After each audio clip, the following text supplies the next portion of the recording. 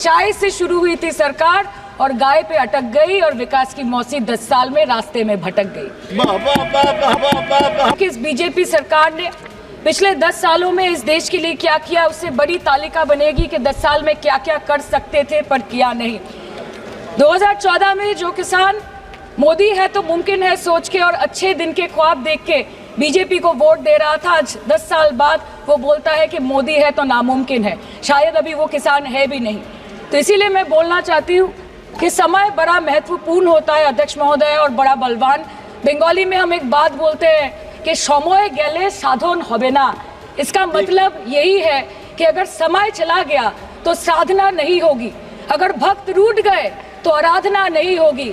और 3 से 303 से 240 के आंकड़े बोलते हैं कि इस बार जो आप चले गए तो दोबारा लौटने की संभावना नहीं होगी। अभी तो शुरुआत है, ये तो ट्रेलर है, पिक्चर बाकी है। चीन का अनैतिक रूप से इस देश में प्रवेश हो या वो 700 से ऊपर आंदोलन जीवी किसानों की माननीय सदस्य, आप पहली बार बोल रही हैं, मैं आपको हस्तक्षेप नहीं करना चाहता, लेकिन जिस अनुदानों की मांगों पर चर्चा सर अभी आ रहे हैं, सर अभी आ रहे हैं। सर नीट के घोटाले से लेके जीएसटी के बोझ तक, एयरपोर्ट की छत टूट जाने से लेके रेल पटरी से छूट जाने तक, तृणमूल कांग्रेस के सदस्य, हर सांसद देश के हर गंभीर मुद्दे पर चर्चा करेंगे। बस यही आपको बोलना था। हमारे किसान अपनी मवेशी को, अपनी फसल को माँ की तरफ पूछते हैं, जिस खेत में वो हल चलाते हैं उस जमीन को नमन करते हैं। But does this major sector get support from the government? Sir किसान खुद क्या खाएंगे, अपने परिवार के लोगों का खिलाएंगे, अपनी गाय भैंस भेड़ बकरी को क्या खिलाएंगे? सर ऐसे ही वारदात होते हैं जहां गरीबी से जूझता हुआ एक किसान उसको अपनी गाय भेड़ बकरी को बेचने में मजबूर करते हैं और अंत में जाके वो अपनी खुद की जान ले लेते हैं। सर पिछले 10 सालों में 1,12,000 किसानों ने इस देश में आत्महत्या की। एनसीआरबी की एक रिपोर्ट के अनुसार 10 साल में हर दिन इस देश में एवरेज में 30 किसान हर दिन अपनी जान ले लेते हैं। सर इस देश के लोगों का यही है किस्सा कि जिसको जिताया वो राजा की तरह जाएगा और जिन्होंने जिताया वो फकीर की तरह। सर ये बहुत गौरक्षा की भी बातें करते हैं। देश के लोगों को ये पता होना चाहिए that there is a fodder crisis in India and the union minister has himself stated in a written reply in Rajya Sabha that yes, the country is deficit in fodder. So it means that cows are dying without food in government owned goshalas, especially the BJP ruled state. 74,000 cattle had died at Panjrapols in Sundarnagar and Banaskantha district of Gujarat in the last 3 years. 200 cows were found dead in Madhya Pradesh's Shivpuri district. 173 cows allegedly died in a week in Chhattisgarh. And 74,016 cows had died in Hingonia Gaushala in Jaipur during the previous BJP government in Rajasthan. तो sir पहले खाना ही नहीं मिला, fodder crisis, फिर मिल भी जाए तो इतना महंगा कि किसान खरीद ही नहीं पा रहा है, फॉडर इन्फ्लेशन, और सर खाना मिल भी जाए तो पशुओं की बीमारी।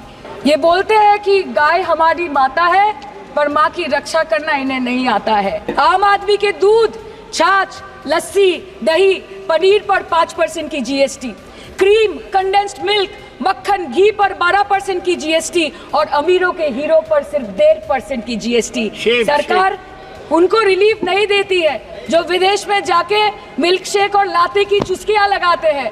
ये सरकार उनको रिलीफ नहीं देती जो आम आदमी 2 पैकेट दूध खरीदने से पहले 10 बार सोचता है। सर बचपन से हम सुनते आए थे कि संडे हो या मंडे रोज खाओ अंडे। India rank 2nd in egg production in the world. और अंडे का फंडा यही है सर कि भारत के बच्चों के किस्मत में महीने में एक अंडा नहीं मिलता। मिड डे मील के चलते हफ्ते में अगर एक आध अंडा मिल भी रहा था तो कहीं धर्म के नाम पे तो कहीं महंगाई के चलते उसे बंद करने की मांग उठ रही है। Sir more than 50% children under the age of 5 suffer from chronic malnutrition in the country and roughly 17% children are underweight, and yet most BJP ruled states do not serve eggs in mid-day meal scheme. This is the example of Poshan Kal in India. अध्यक्ष महोदय, मैं उम्मीद करूंगी कि आज आप मुझे पूरा बोलने का मौका दें, क्योंकि हाल ही में हुए नीति आयोग की जो मीटिंग हुई थी वहाँ पे हमारी माननीय मुख्यमंत्री, जो देश की एकमात्र महिला मुख्यमंत्री भी है, उनका माइक बीच राह में ऑफ कर दिया गया था। वो बंगाल के अरे अभी तक ये शुरुआत है, ये तो ट्रेलर है, पिक्चर बाकी है। अध्यक्ष महोदय, मैं आपसे ये बोलना चाहती हूँ कि वो बंगाल के हक के लिए यहाँ पे सवाल उठाने आई थी, वो बंगाल के लोगों की बात रखने यहाँ पे आई थी, लेकिन उनका माइक ऑफ कर दिया गया। आपके माध्यम से मैं इस सदन में उपस्थित वहाँ जो बैठे हैं माननीय सदस्य, कोई भी नीति आयोग या कोई भी घटना को सर एक लाइन सर, आप डिलीट करेंगे सर एक लाइन सर मैं यही बताना चाहती हूँ कि बंगाल के लोगों का गला घोटने का काम किया गया और उनकी आवाज को बंद करने का काम किया गया। आगे जाके बंगाल के लोग आपके पार्टी की माइक ऑफ कर देंगे, बस एक चुनाव बाकी है, आप देख लीजिएगा। Sir, all India Trinamool Congress इस सदन और इस देश का 3rd लार्जेस्ट ऑपोजिशन पार्टी है और हम आपसे धन्यवाद हम आपको देते हैं कि आपने हमको रेलवे, स्वास्थ्य, शिक्षा और आज ये पशुपालन जैसे महत्वपूर्ण विषय पे चर्चा करने का मौका दिया।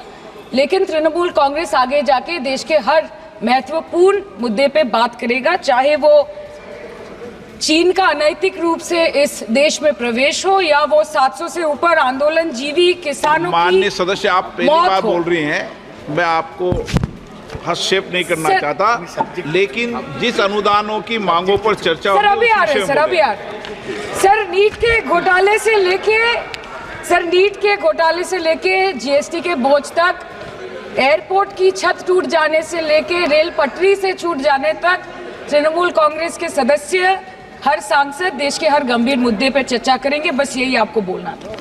Respected sir, Mahamati Manush is the Magna Carta of the governance of West Bengal and our party, and I feel truly honored that today I have been given the opportunity to talk on a ministry which is intrinsic to the Mahamati Manush of the country. हमारे किसान अपनी मवेशी को, अपनी फसल को माँ की तरह पूछते हैं, जिस खेत में वो हल चलाते हैं उस जमीन को नमन करते हैं। But does this major sector get support from the government? Sir, Indian agriculture supplies around 58% of India's livelihood and is a principal source of income for half of the population, accounting for 17 to 18% of the country's GDP. 70% of India's rural poor depend on livestock and farm animals. But does this sector get what it deserves? इसका जवाब अगर आप देश के किसान से पूछेंगे तो वो आपको यही बात बोलेंगे कि चाय से शुरू हुई थी सरकार और गाय पे अटक गई और विकास की मौसी 10 साल में रास्ते में भटक गई। Sir, exorbitantly high cost of cattle and poultry feed under the mismanagement of this sector by the current government and wholesale fodder inflation hovering between 25% to 28.6% in the last 2 to 3 years, it is a 9-year high. Sir, किसान खुद क्या खाएंगे? अपने परिवार के लोगों का खिलाएंगे? अपनी गाय, भैंस, भेड़, बकरी को क्या खिलाएंगे? सर, ऐसे ही वारदात होते हैं जहां गरीबी से जूझता हुआ एक किसान उसको अपनी गाय, भेड़, बकरी को बेचने में मजबूर करते हैं और अंत में जाके वो अपनी खुद की जान ले लेते हैं। सर, पिछले 10 सालों में 1,12,000 किसानों ने इस देश में आत्महत्या की। एनसीआरबी की एक रिपोर्ट के अनुसार 10 साल में हर दिन इस देश में एवरेज में 30 किसान हर दिन अपनी जान ले लेते हैं। सर, इस देश के लोगों का यही है किस्सा कि जिसको जिताया वो राजा की तरह जाएगा और जिन्होंने जिताया वो फकीर की तरह। सर, ये बहुत गौरक्षा की भी बातें करते हैं। देश के लोगों को ये पता होना चाहिए that there is a fodder crisis in India and the union minister has himself stated in a written reply in Rajya Sabha that yes, the country is deficit in fodder. So it means that cows are dying without food in government-owned goshalas, especially the BJP-ruled state. 74,000 cattle had died at Panjrapols in Sundarnagar and Banaskantha district of Gujarat in the last 3 years. 200 cows were found dead in Madhya Pradesh's Shivpuri district. 173 cows allegedly died in a week in Chhattisgarh. And 74,016 cows had died in Hingonia Goshala in Jaipur during the previous BJP government in Rajasthan.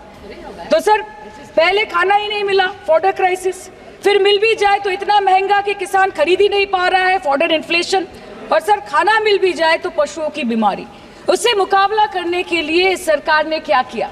The Parliamentary Standing Committee on Agriculture, Animal Husbandry and Food Processing presented its report which stated that 32.7 lakh cattle were infected by the viral lumpy skin disease across several states, and a whopping 2.4 lakh cattle died within months. ये बोलते हैं कि गाय हमारी माता है, पर माँ की रक्षा करना इन्हें नहीं आता है। अध्यक्ष महोदय, हम सब जानते हैं कि इस मिनिस्ट्री के अंतर्गत डेयरी भी आता है और भारत इस पूरी दुनिया में दूध के उत्पादन में नंबर 1 है, contributing to almost 24.46% of global milk production. But since the government has not been able to bridge the gap between demand and supply, it has successfully turned the country from being the largest producer of milk to an importer of milk.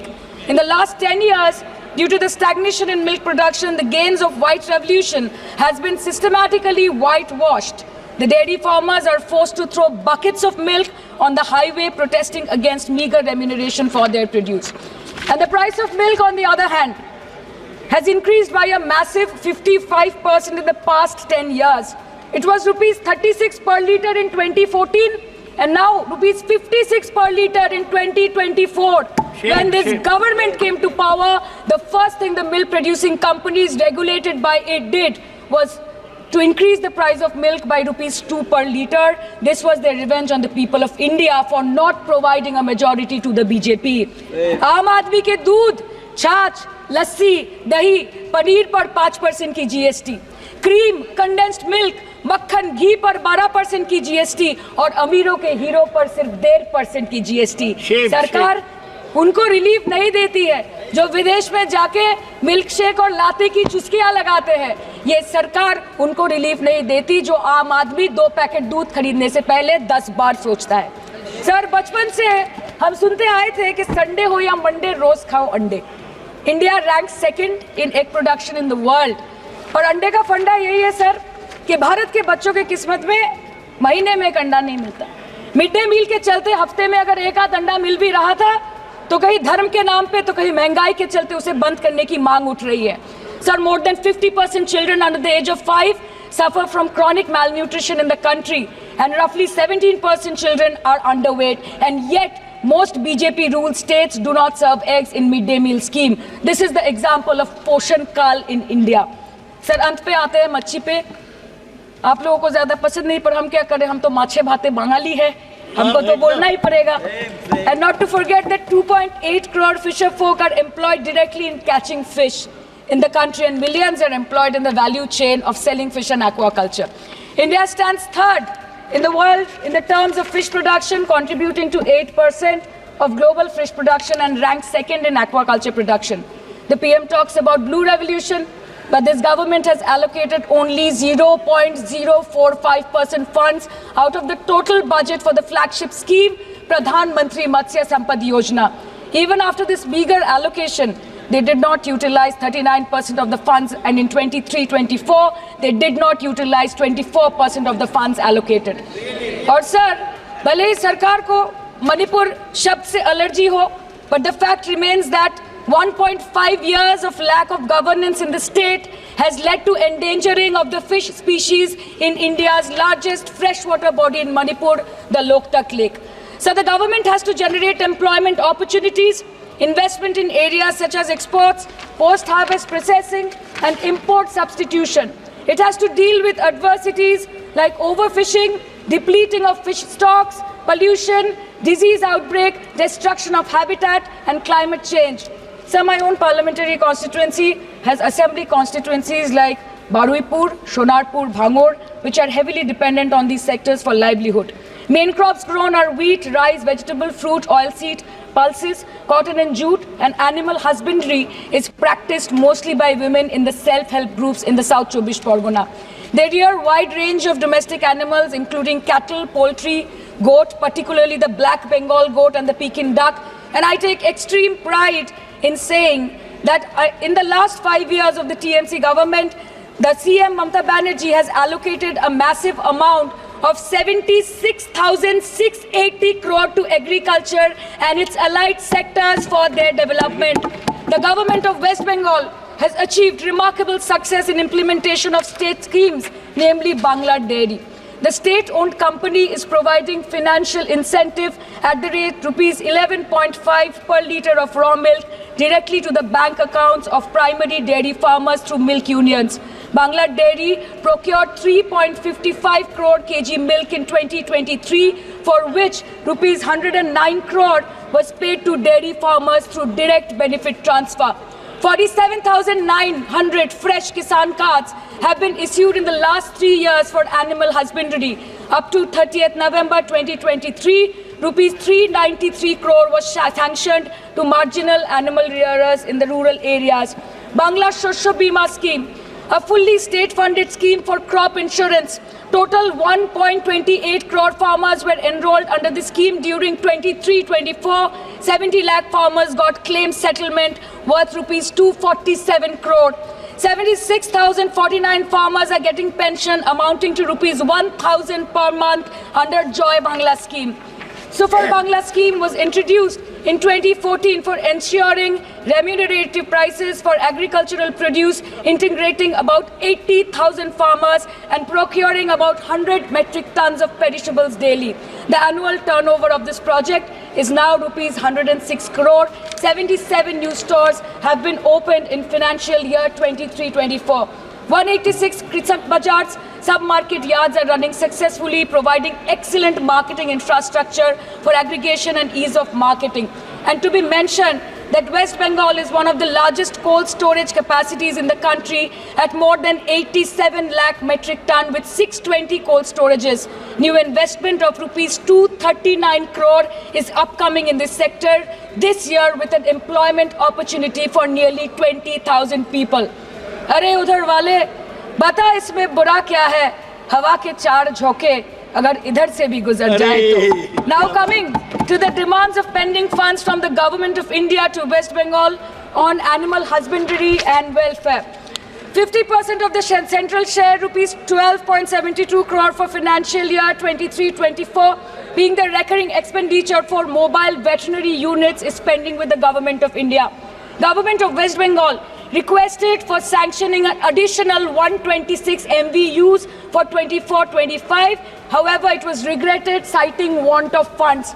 The proposed central share of 49.93 crore for financial year 24-25 for assistance to states for control of animal disease has not yet been released by the Government of India.